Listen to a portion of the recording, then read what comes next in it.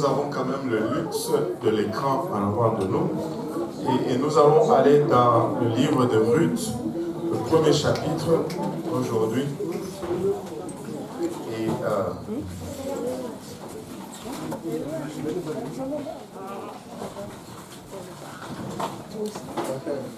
Ruth 1, le verset 21.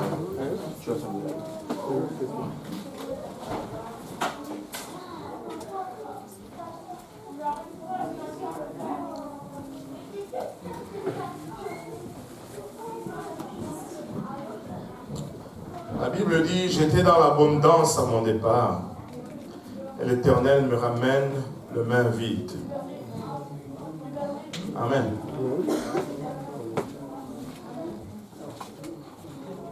Ruth 1, 21. J'étais dans l'abondance à mon départ, et l'Éternel me ramène le main vide. Pourquoi m'appelez-vous Naomi, après que l'Éternel s'est prononcé contre moi, et que le Tout-Puissant m'a affligé? J'étais dans l'abondance à mon départ. Et l'Éternel me ramène le main vide. Et si je dois mettre un sujet à ce message aujourd'hui, je dirais tout simplement, réalise ce que tu as déjà. Prions tous ensemble. Seigneur Jésus-Christ, nous te rendons grâce encore une fois pour ton amour, ta bonté, ta fidélité. Merci Éternel pour le privilège de nous tenir devant ton peuple aujourd'hui. Nous réalisons que le peuple de Dieu, c'est le peuple le plus beau sur la face de la terre. Seigneur, Papa, nous réalisons aussi que nous sommes des hommes naturels et charnels pour qui les choses spirituelles sont folie. Nous avons besoin de ton aide afin de les transmettre et de les recevoir. Père, aide-moi, accorde-moi ton onction afin que je puisse les transmettre sans crainte, ni faveur, ni hésitation. Papa, aide-nous tous ensemble à les recevoir et que, Papa, ça puisse trouver une place fertile dans nos cœurs où ça va germer, produire de fruits et que ce fruit nous conduise jusque dans la vie éternelle. Papa, pour l'honneur et la gloire de ton nom, Seigneur. Papa, et pour la raison de notre éternité, nous te prions de nous aider aujourd'hui. Au nom de Jésus. Disons tous au nom de Jésus. Au nom de Jésus. Juste pour un moment, si nous pouvons poser nos Bibles et battre nos mains.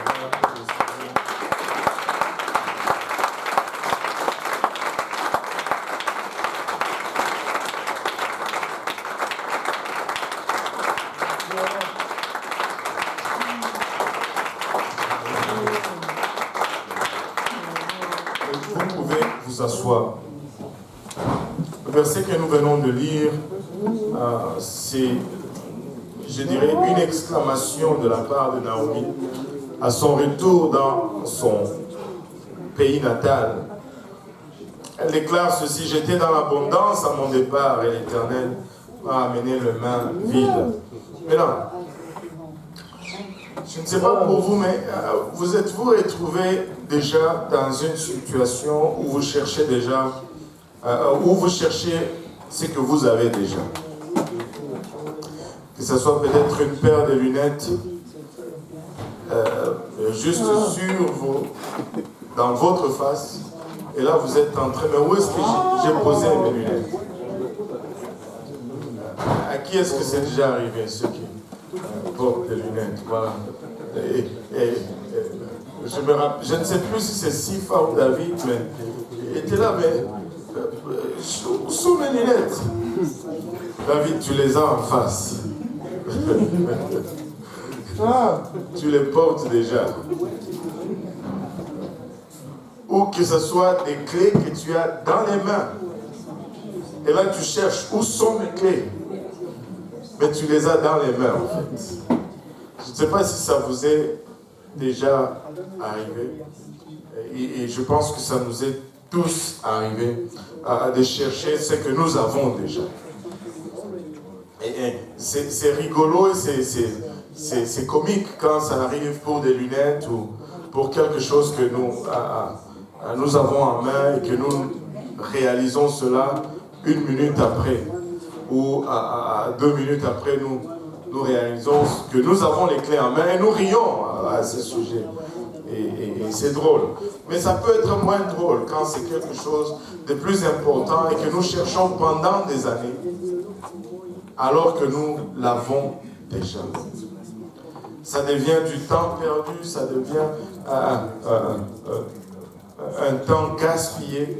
Et des fois, ça arrive qu'on perd déjà ce qu'on est allé chercher alors qu'on l'avait.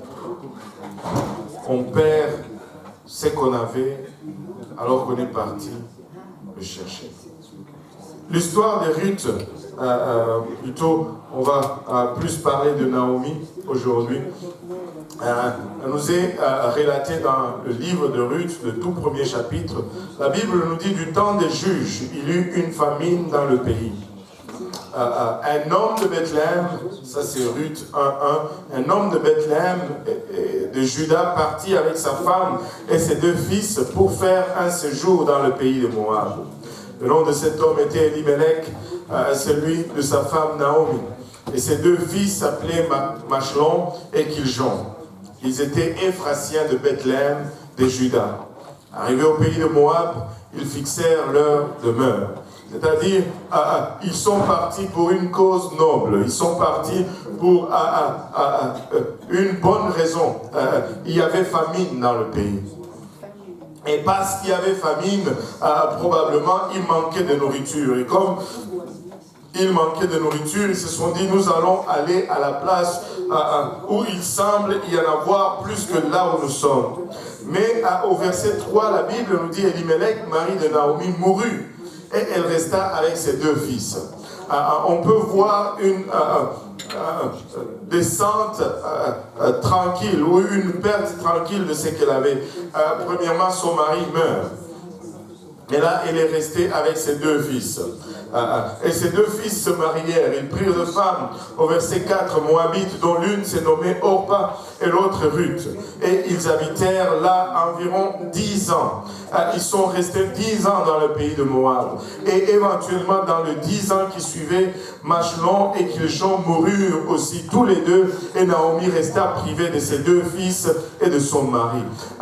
Ce qui semblait être au départ la recherche d'un bien-être s'est traduit finalement par quelque chose de plus amer, par une perte de ce qu'on avait le plus précieux. On dirait que le sort était acharné sur Naomi. Elle part pour trouver une meilleure vie. Elle part accompagnée de son mari et de ses enfants. À quel âge ils avaient? On ne sait pas. Peut-être 15 ans, peut-être 18 ans. Est-il que après leur départ, ils ont pu se marier, non plutôt après leur départ, leur père est décédé. Et après la mort de leur père, ils se sont mariés. Probablement, Naomi s'est dit maintenant, je vais me former une autre famille. Je vais voir mes petits-fils, je vais voir mes enfants grandir. Mais la tragédie n'a pas arrêté de frapper à la porte de Naomi. Ces 2 garçons meurent. Et à la lecture de la Bible, nous pouvons constater qu'ils n'ont pas laissé de progéniture. Probablement, ils sont morts jeunes. Probablement, ils sont partis très tôt. Et laissez-moi vous dire, il n'y a pas pire tragédie pour un parent que d'enterrer ses propres enfants. Et Naomi, non seulement elle a enterré son mari, mais elle a enterré aussi ses 2 garçons. Ce qui semblait un voyage qui devait apporter est devenu un voyage qui a beaucoup pris et beaucoup retiré. Ce qui semblait être un voyage pour une amélioration est devenu un voyage qui a empiré les choses ou les situations. Écoutez, je pense que nous pouvons regarder dans la vie de Naomi et tirer quelques leçons aujourd'hui. Et la première leçon que je voudrais apporter, c'est que les circonstances ont dicté son départ. La famine de son pays ont dicté son départ. Et les circonstances ont fait qu'elle parte pour chercher à se positionner dans de meilleures circonstances. Laissez-moi vous dire ceci, nous devons arrêter de chercher des circonstances favorables. Parce que les circonstances changent. Nous devons chercher plutôt la faveur de Dieu. Les circonstances changent, mais Dieu ne change pas. Je ne cherche pas des circonstances favorables, mais je cherche la faveur de Dieu. En lui, il n'y a aucun nombre de variations. Peu importe où tu te trouves, si tu as la faveur de Dieu, peu importe les circonstances, alléluia, tout va être changé en ta faveur. Ne cherche pas les circonstances favorables. Recherche plutôt la faveur de Dieu. Je ne sais pas pour vous, mais je désire la faveur de Dieu sur ma maison. Je désire la faveur de Dieu sur mes enfants. Parce que je sais que peu importe les circonstances, si j'ai la faveur de Dieu, je sortirai toujours vainqueur.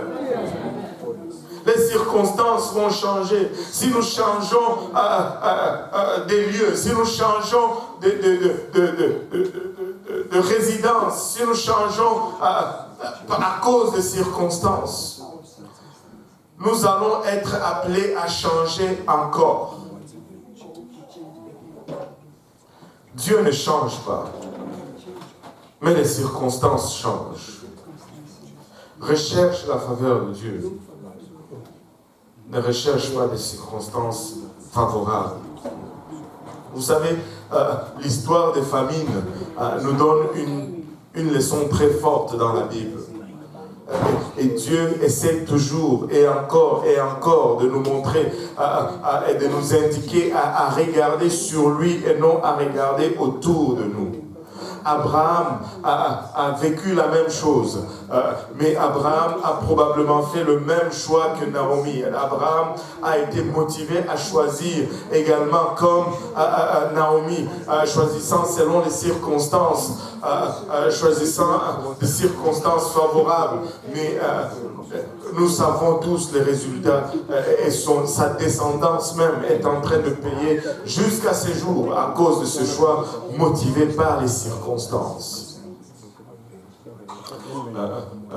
Un seul caractère biblique a eu l'audacité de choisir la faveur de Dieu au lieu de choisir les circonstances, et c'était Isaac. Dans le même contrée, dans le même pays où il y avait la même famine qui a fait déplacer Abraham, Isaac a décidé de rester malgré la famine. Et la Bible nous dit dans le livre de Genèse que Isaac, malgré la famine, il a récolté 100 fois plus cette année. Il est devenu riche et il a prospéré. Recherchons la faveur de Dieu et non des circonstances favorables. Et l'histoire continue. Nous voyons maintenant cette mère qui est maintenant veuve et qui a maintenant aussi perdu ses enfants. Elle n'a plus ni mari, elle n'a plus ni enfant. Elle ne reste qu'avec ses belles filles. Et lorsque elle se retrouve dans cette situation, elle dit: je n'ai plus rien à regarder ici dans ce pays de Moab. Je ne sais pas c'était quoi l'état du pays de Moab en ce moment comparativement au pays de Juda d'où elle venait, mais laissez-moi vous dire que malgré ce qu'il y avait dans Moab, il n'y avait plus rien là-bas qui pouvait lui apporter joie ou bonheur.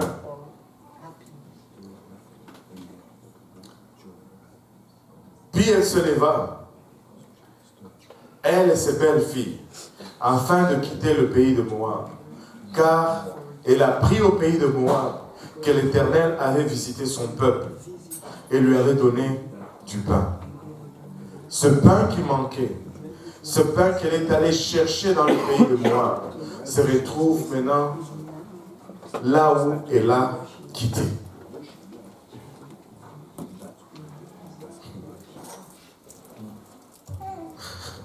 Je ne sais pas si vous voyez l'image. Elle a quitté Bethléem pour aller chercher du pain.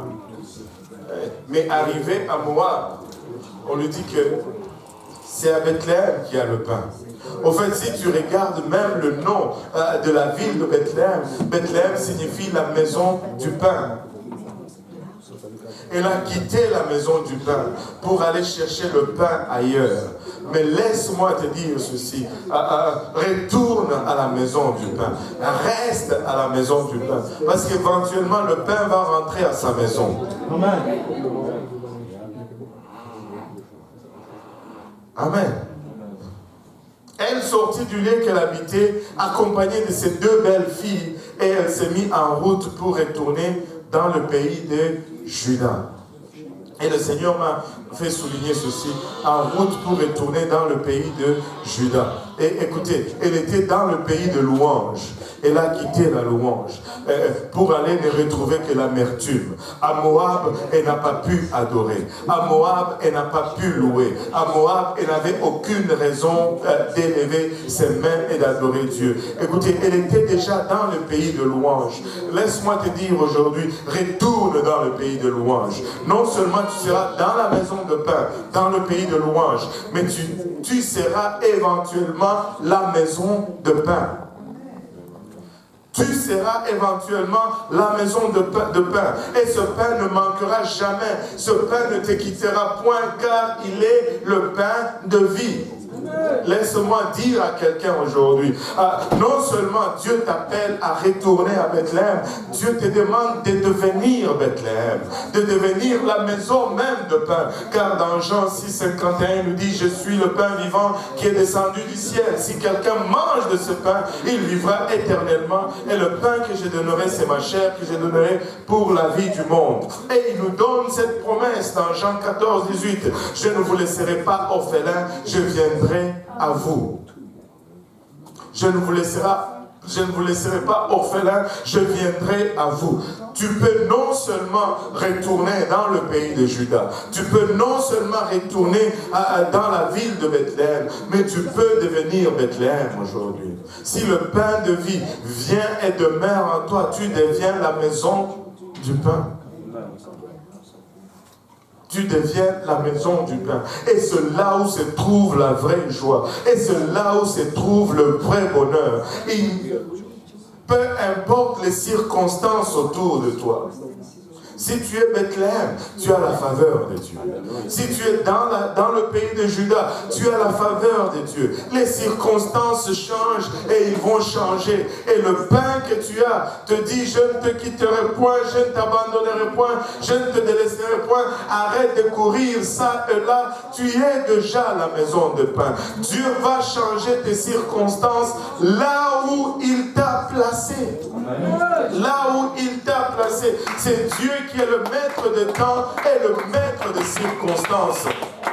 Laissez-moi vous dire, Naomi l'a appris, mais 10 ans peut-être plus tard. Naomi l'a appris peut-être après avoir perdu son mari et ses 2 fils. Mais à un moment, elle s'est dit, non, je ne peux pas continuer. Alléluia. Dans cette situation, j'ai déjà perdu mon mari, j'ai déjà perdu mes 2 fils, mais je ne veux pas rester, je ne veux pas continuer à rester à Moab. Au verset 8, Naomi dit alors à ses 2 belles filles, allez, retournez chacune à la maison de sa mère. Que l'Éternel use de bonté envers vous, comme vous l'avez fait envers ceux qui sont morts et envers moi. Elle s'est dit, j'ai quitté la maison de pain, je suis venu ici, j'ai perdu tout ce que j'avais, mais qu'est-ce que je gagne en ramenant à ces 2 filles avec moi? Retournez chez vous. Et écoutez un peu ce qu'elle est en train de dire ici. Que l'Éternel vous fasse trouver à chacun du repos dans la maison d'un mari. Et elle les baisa, elles élevèrent la voix et pleurèrent. Vous savez, les séparations ne sont jamais agréables. Dans un voyage, j'aime toujours les arrivées, je n'aime jamais le départ. Peu importe le sens dans lequel tu voyages, les départs sont toujours difficiles. Les départs sont toujours difficiles, mais les arrivées sont toujours meilleures. Écoutez, là c'était un autre départ. Elle les baisa et elles élevèrent la voix et pleurèrent. Elle lui dit, oh non, nous irons avec toi vers ton peuple. Nous avons été mariés à toi. Nous allons aller avec toi. Naomi dit, retournez mes filles, pourquoi viendrez-vous avec moi? Au verset 11. Et là, elle commence encore une fois à regarder les circonstances, encore une fois, elle veut appliquer sa façon de penser pour ses belles filles. Elle dit, ai-je encore dans mon sein des fils qui puissent devenir vos maris? Je suis déjà vieille. Retournez au verset 12, mes filles. Allez, je suis trop vieille pour me remarier. Et quand je dirai, j'ai de l'espérance que dans cette nuit même, je serai avec un mari et que j'enfanterai de fils, même si on me mariait aujourd'hui et que j'ai tombé enceinte aujourd'hui, je dois quand même encore attendre 9 mois avant que je donne naissance. Et même si j'ai donné naissance à un garçon aujourd'hui, vous avez déjà, je ne sais pas, 20 ans, 30 ans,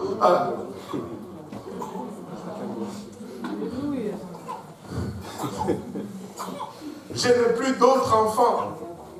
Attendriez-vous pour cela, au verset 13, qu'ils eussent grandi? Refuseriez-vous pour cela de vous marier? Non, mes filles, car à cause de vous, je suis dans une grande affliction de ce que la main de l'Éternel s'est étendue contre moi. Et elle regarde même ces belles filles. Elle dit, c'est peut-être à cause de vous que j'ai perdu mes enfants.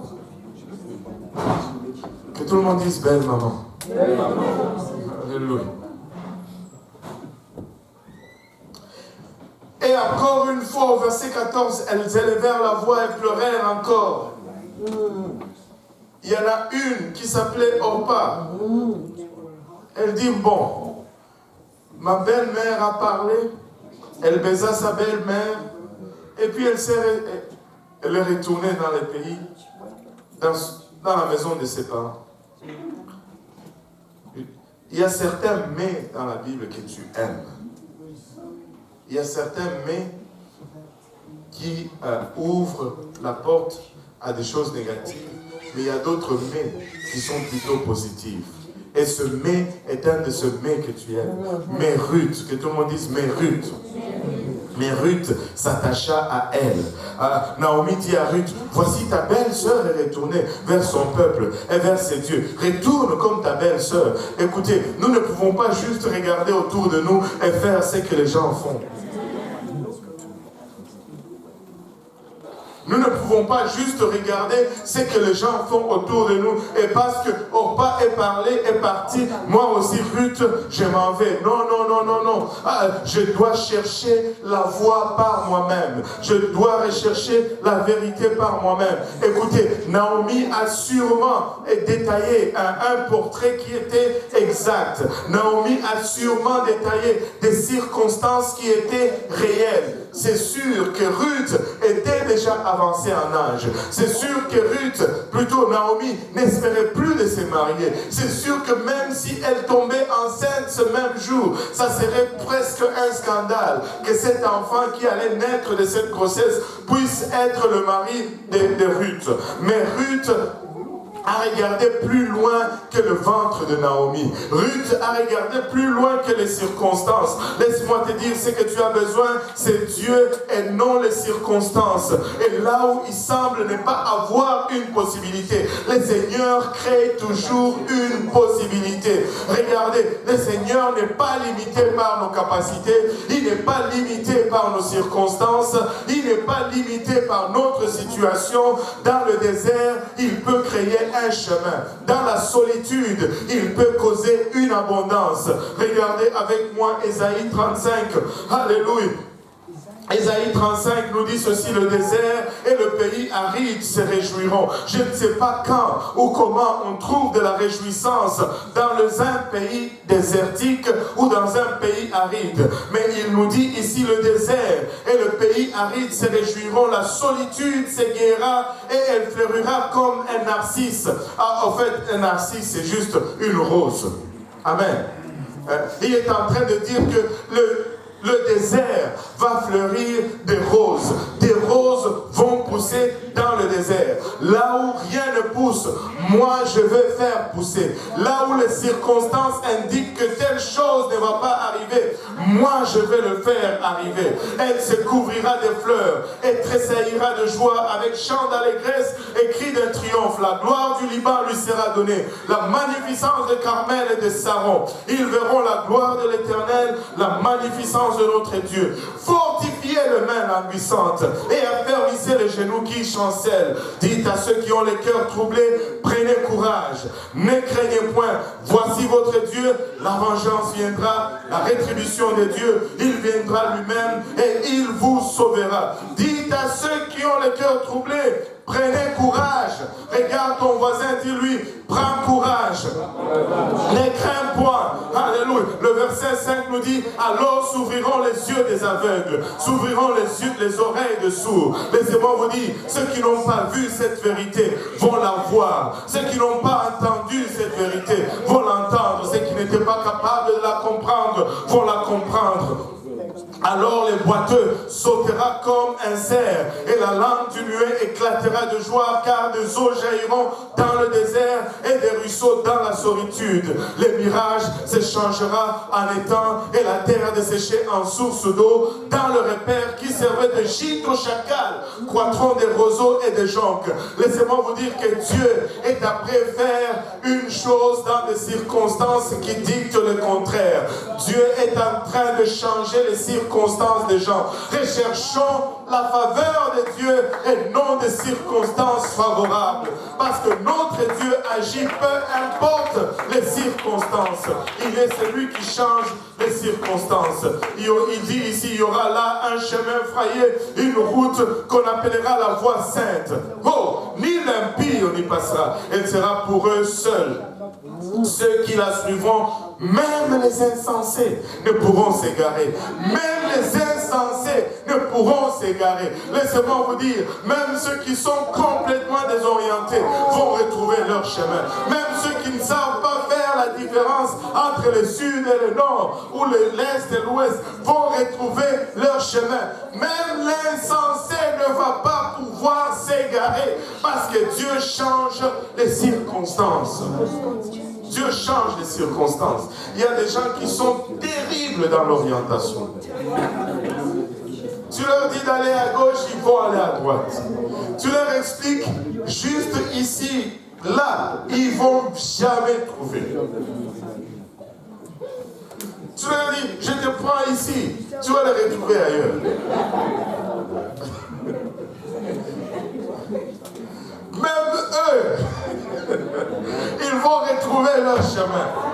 Ils ne vont pas s'égarer. Waouh! Battons nos mains pour le Seigneur.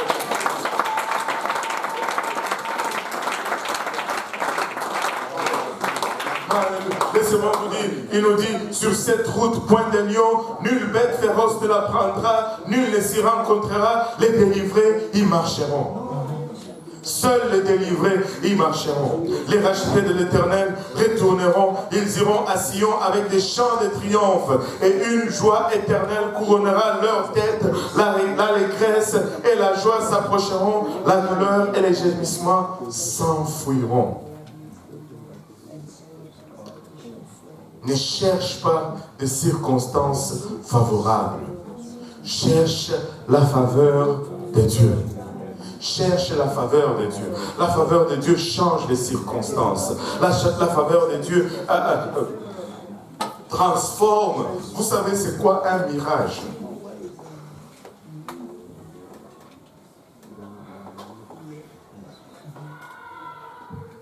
Vous savez c'est quoi un mirage? Le mirage se changera en étang. Vous savez c'est quoi un mirage? Est-ce que vous avez déjà lu Tintin au pays de l'or noir? Si vous avez lu Tintin au pays de l'or noir, vous allez comprendre c'est quoi un mirage. Et je vais vous expliquer rapidement.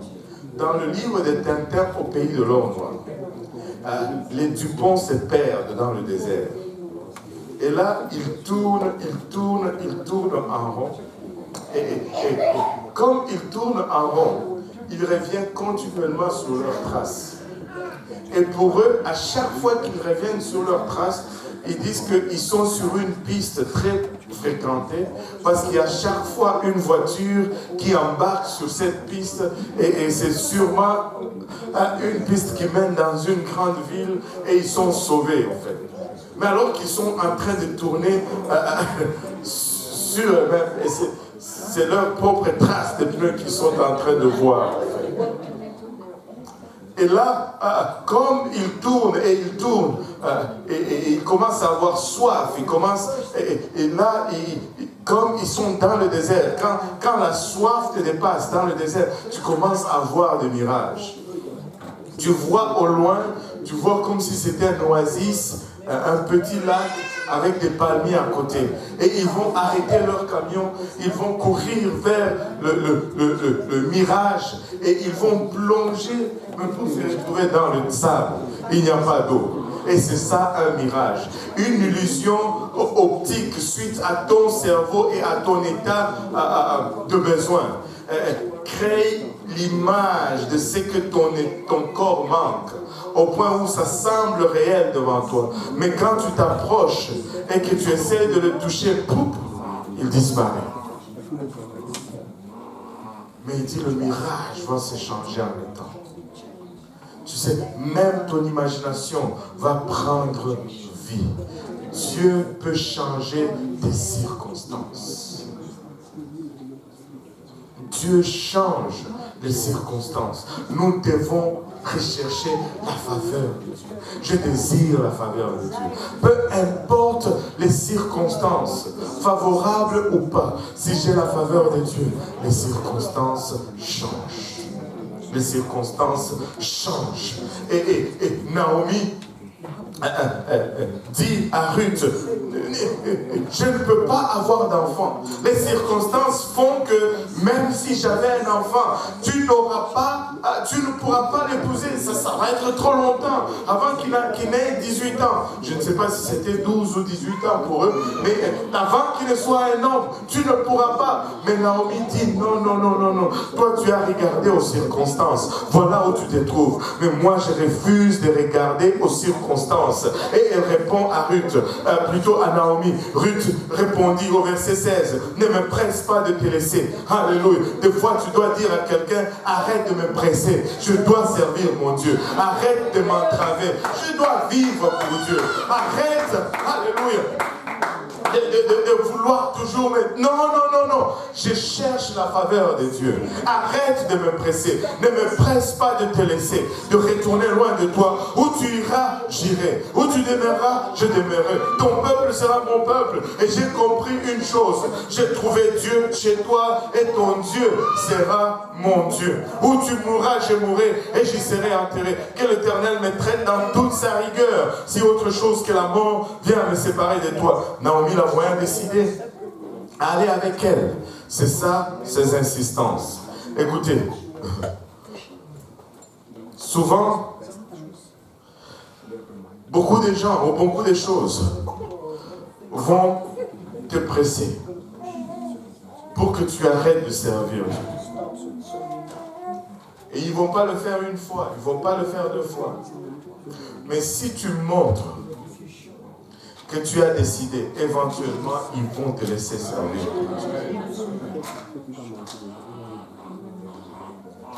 Et je pense, je peux me tromper, c'est correct.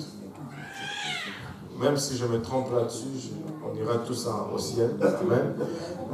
Je pense que des fois, Dieu permette, pas pour qu'il sache, mais pour que toi-même tu découvres s'il y a vraiment de l'amour pour lui dans son cœur.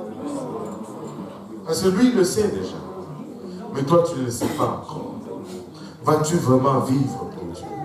Vas-tu vraiment rechercher la faveur de Dieu?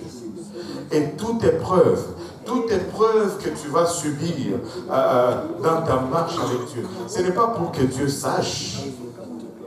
Dieu sait. Il est omniscient. Il sait toutes choses. Mais c'est pour que toi, tu saches. Des fois, il y a de ces épreuves par lesquelles tu vas passer et toi-même, tu es surpris ce qui sort de ton cœur. Tu te dis, wow, ça c'était en moi.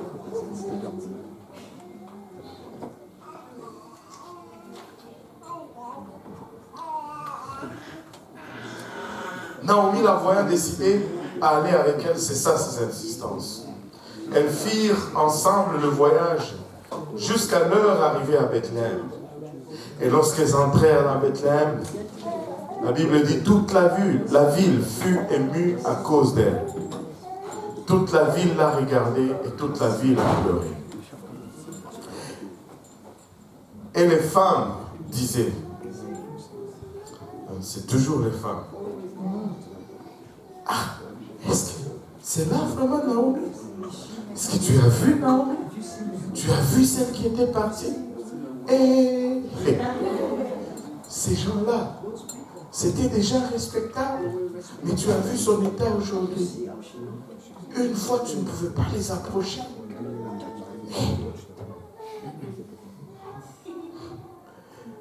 Oui, c'était elle.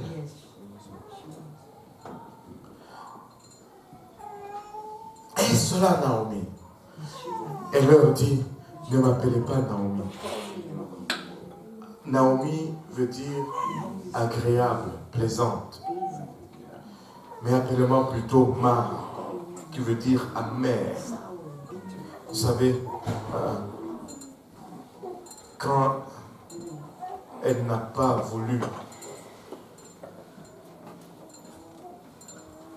rester dans les circonstances, quand elle a cherché les circonstances favorables, au lieu de rechercher la faveur de Dieu, la douceur a été transformée en amertume. Car le Tout-Puissant m'a rempli d'amertume. Elle dit, j'étais dans l'abondance à mon départ, et l'Éternel me ramène le main vide. Pourquoi m'appeliez-vous Naomi après que l'Éternel s'est prononcé contre moi et que le Tout-Puissant m'a affligé? Pourquoi m'appelez-vous encore Naomi alors que l'Éternel m'a ôté sa faveur? Parce que je cherchais des circonstances favorables. Écoutez, Naomi était déjà dans la maison de pain, mais elle est allée chercher le pain. Naomi était déjà dans le pays de la louange, de l'adoration, mais elle est allée pour chercher la joie de vivre. Mais tout ce qu'elle a pu récolter, ce n'est que misère et amertume. Ce qu'elle est allée chercher, elle l'avait déjà. Mais pourquoi?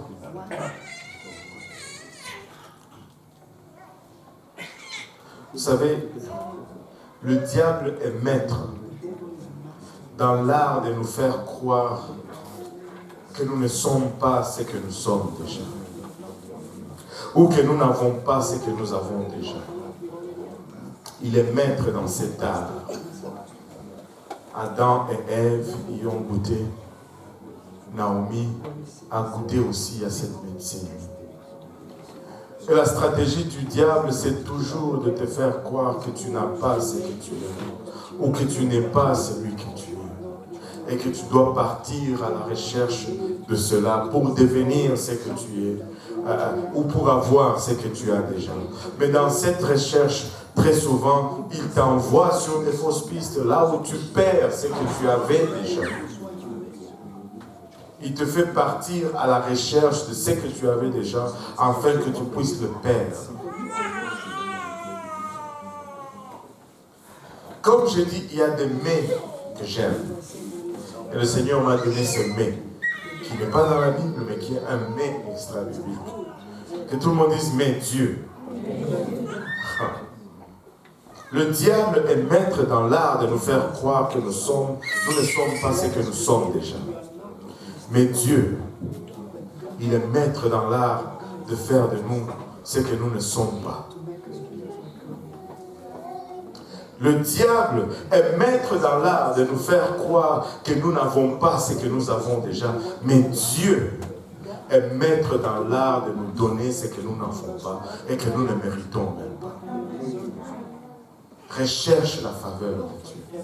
Ne cherche pas des circonstances favorables.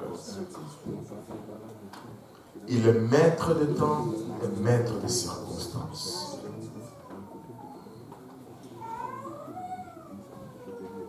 Le diable a fait croire à Adam et à Ève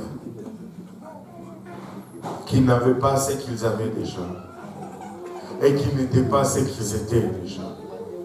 Et le diable a fait croire à Naomi qu'elle n'avait pas ce qu'elle avait déjà. et qu'elle n'était pas ce qu'elle était. Ainsi, les deux sont partis à la recherche de cela, mais ils sont retournés près d'eux.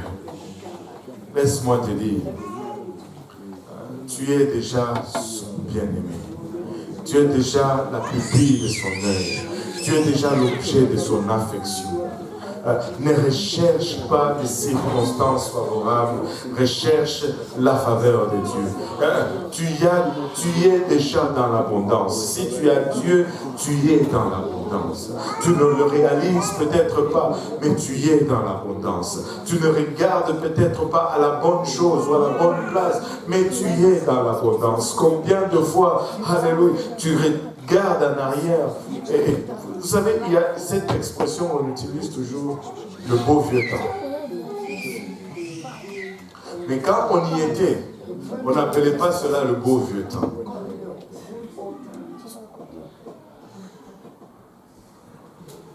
Quand on vivait, on se plaignait de ce temps.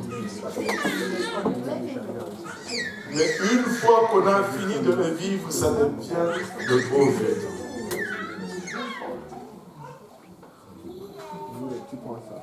Ça devient le beau vieux temps. Vous n'allez peut-être pas me croire, mais il y en a aujourd'hui, dans mon pays, le Congo natal, qui regardent les temps où on avait les dictateurs et ils disent le beau vieux temps. Ils disent au moins, je suis un de ceux-là.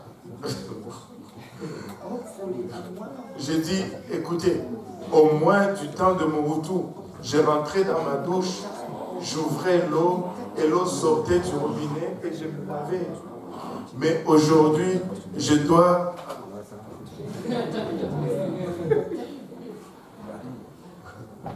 Est-ce que vous savez ça?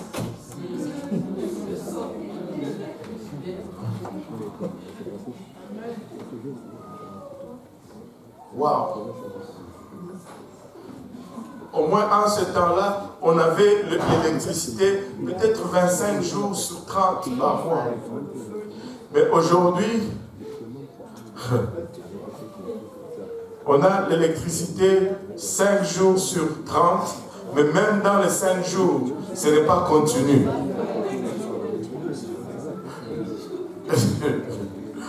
Même dans les 5 jours, ce n'est pas continu. Mais quand on était dans ce temps-là, c'était le temps le plus misérable. Mais aujourd'hui, ça devient le beau vieux temps. Écoutez, les circonstances changent, mais Dieu ne change pas. Si tu as la faveur de Dieu, peu importe les circonstances, les choses vont aller. Éventuellement, ça va marcher. Éventuellement, nous allons sortir victorieux. Écoutez, alléluia, quand Ruth, on va se lever tous ensemble. Ruth dit, moi je ne cherche pas des circonstances favorables, moi je recherche la faveur de Dieu. Écoutez, elle est allée avec Naomi, mais parce qu'elle est allée avec Naomi, Naomi n'a sûrement pas enfanté un mari pour Ruth, mais Naomi a pourvu un mari pour Ruth. Dieu a changé les circonstances. Elle l'a peut-être pas enfanté, mais ça, elle a fait que Ruth a pu avoir un mari. Et lorsqu'ils étaient dans cette circonstance, elle regardait à sa situation. Même si j'ai enfanté aujourd'hui, qui t'a dit que tu auras besoin d'enfanter? Laisse Dieu faire. Oh, je ne trouve pas un travail. Qui t'a dit que tu as besoin d'un travail? Dieu peut te donner. Et, il y a quelqu'un qui n'a pas compris. Je ne suis pas en train de te dire ne cherche pas un travail.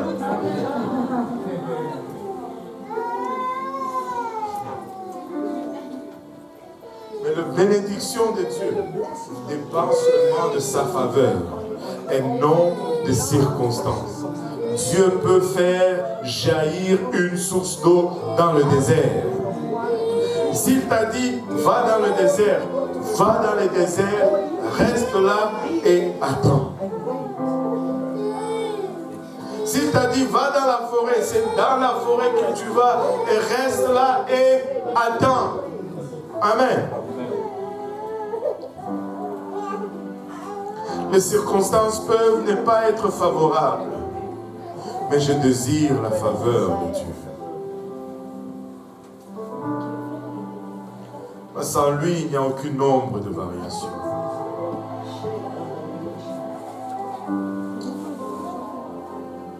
Tu n'as pas besoin d'aller à la maison du pain. Tu peux devenir la maison de pain aujourd'hui. Tu peux devenir Bethléem. Parce que le pain de vie peut venir et habiter en toi. Jésus-Christ peut venir et élire domicile en toi aujourd'hui. De sorte que là où tu seras, sa faveur sera toujours avec toi. Parce que là où il est, là où est sa faveur. Là, tu es peut-être comme la femme samaritaine au puits qui dit: Seigneur, donne-moi de ce eau que je ne puisse plus avoir soif, ou que donne-moi de ce pain que je ne puisse plus être en manque, ou mets ce pain à moi et que j'ai continuellement ta faveur. C'est très simple. Si tu veux devenir la maison du pain aujourd'hui, la première des choses, c'est que tu dois te repentir de tes péchés. Et le mot repentance signifie tout simplement un demi-tour. J'ai marché vers Moab et je m'arrête, je fais un demi-tour et je veux marcher vers Bethléem aujourd'hui.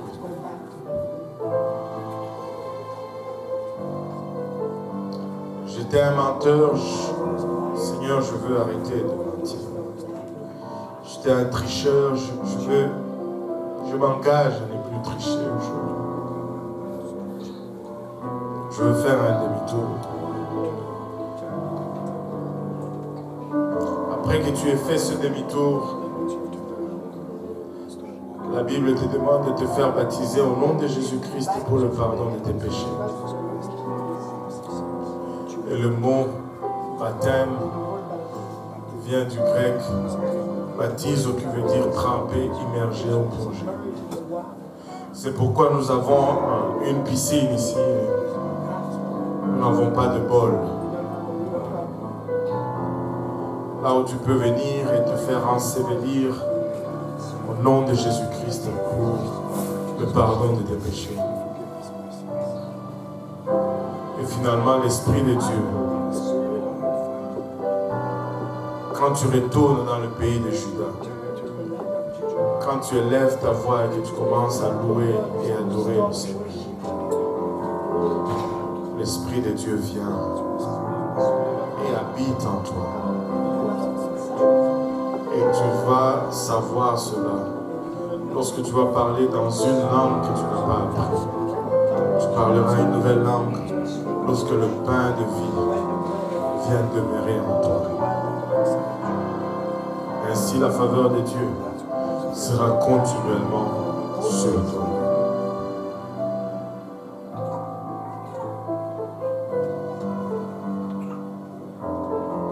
Non seulement tu ne seras plus dans la maison de pain, mais tu seras la maison de pain. Moi, je veux être la maison de pain. Je vais demeurer dans le pays de Juda. Je désire la faveur de Dieu. Les circonstances ne l'indiquent peut-être pas aujourd'hui, mais du temps que tu as la faveur de Dieu, les circonstances vont changer.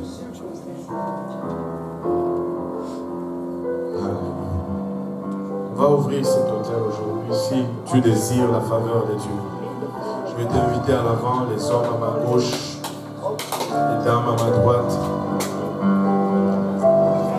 Dis à ton voisin, viens, on va aller au pays de Juda.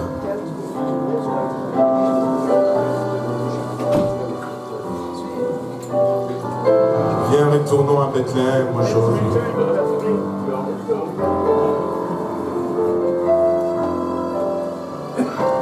Viens, allons rechercher la faveur de Dieu aujourd'hui. Nos circonstances ne sont peut-être pas favorables.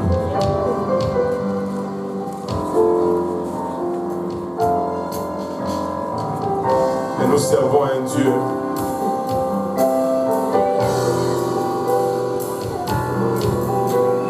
qui peut nous accorder sa faveur.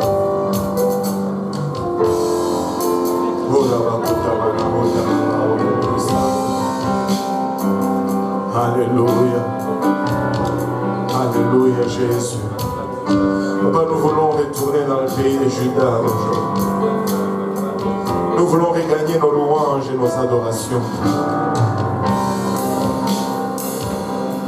Nous ne voulons pas être Mara, Seigneur, nous voulons être Naomi. Nous voulons être agréables, nous voulons être plaisants.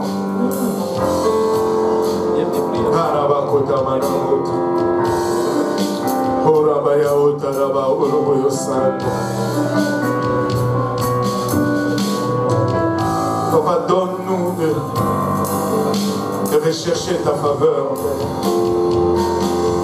Donne-nous de rechercher ta faveur, ô Éternel, afin que même dans le désert, les roses puissent fleurir, Seigneur. Même dans les cavernes des chacals, Papa, qu'ils puissent pousser de ronces. Alléluia. Jésus,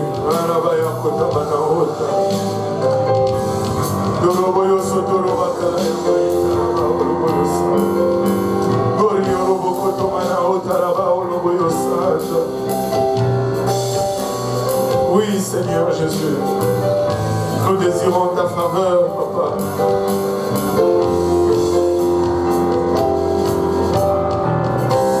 Nos circonstances ne sont peut-être pas favorables. Papa, mais ta faveur nous suffit.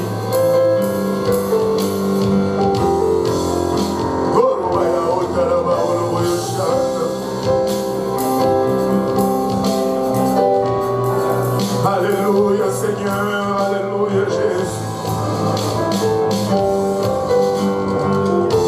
Je désire la faveur de Dieu. Je désire la faveur de Dieu. Il en rachète. Je recherche la faveur de Dieu. Alléluia.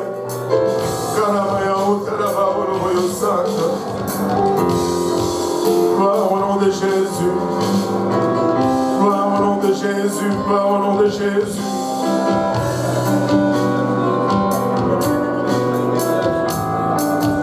Alléluia, alléluia.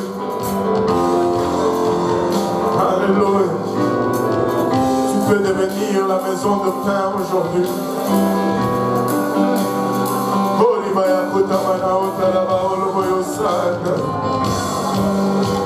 Alléluia, Seigneur. Alléluia, Jésus. Alléluia, Seigneur. Alléluia.